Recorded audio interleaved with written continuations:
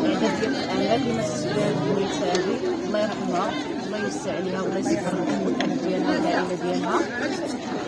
اما بالنسبه يعني الموت ديالها الشوكه، فكما سمعنا حنا من التلاميذ ديالها انها القصه ديال الرياضه يعني باقي شي اكثر ما كاينش، ما نقدرش نقولوا حتى شي حاجه في هذه المساله هذه ديال الموت، وكيبقى قدر الله وقدر ديالو.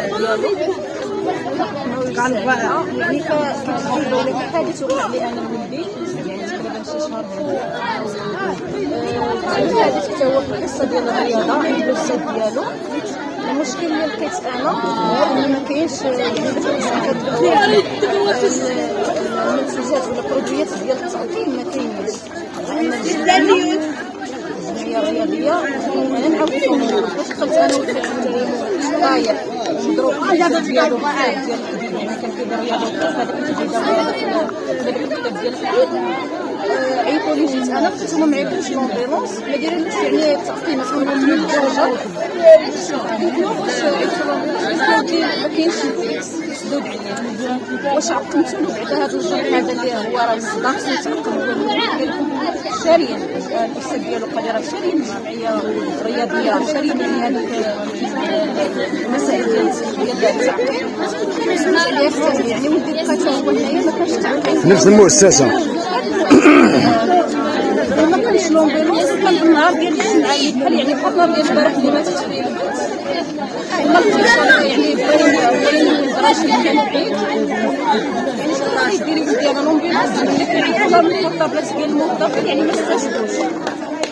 انا الاستاذ هو اللي دار فيا الخير، هذا الاستاذ هذا اللي مات عنده هذه البنيته هو الله يجازيه بالخير يعني الشهاده ديال الحق كنشهدها هو اللي عاوني وهز لي ولدي الطوموبيلته يعني تحمل المسؤوليه. ولديت انا كنسقطان الطوموبيلته ودات هو المحمد الخامس يعني ودرت المسائل ديالي تما المسائل الطبيه وتعالج غامر براسو يعني ماشي من حقه. وهاد البنت هذه هاد البنت هذه راه ولكن انت كيفاش حسيتي بهذاك الشيء اللي دار؟ انا حسيت انا كنت حاسه بالحقره لان راجلي ما لاباس هو هز الوليد ديالك في الطوموبيل وداه فرحتي؟ بالحقره ولكن فاش عاوني هو فرحت بطبيعه الحال فرحتي تعاوني ولدي وقال لك هذا يعني غادي نقدو قال لك نهزو. شنو الرساله اللي تبلغي له من هنا وشنو الدعوه اللي زعيمها؟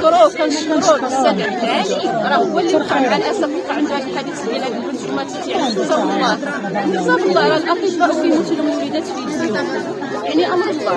ولكن انا كنشهد ديال الحق الاستاذ هذا الله يجزيه بالخير خير وما ننساش ولدي ولدي وداه طوموبيلته ولدي كنصبر الله يجزيه بالخير لهم كيقتلوا ولدي كنصبر يعني الرساله ديالنا يعني المشكل اللي لقيت انا هو ان الاسعاف ما تعيطلوش في الوقت وما تعيطلوش من الفيكس ديال المؤسسه وما كانوش يعني عندك الجميع اللي كنستخدم المشكله انا بالنسبه للاساتذه باش ما نسمعش معايا اساتذه اخرين ديالو غير الرياضه الجمعيه الاساسيه ديالو يعني ما هزي معايا قال لنا الا بغيتي فلوس كاينه الا بغيتي اللي كنقدم جميع المساعدات مسكين الماديه والمعنويه. الماديه والمعنويه ساعدنا الله يجزيه بالخير يعني هذه الشهاده كنقولها قدام الله سبحانه وتعالى.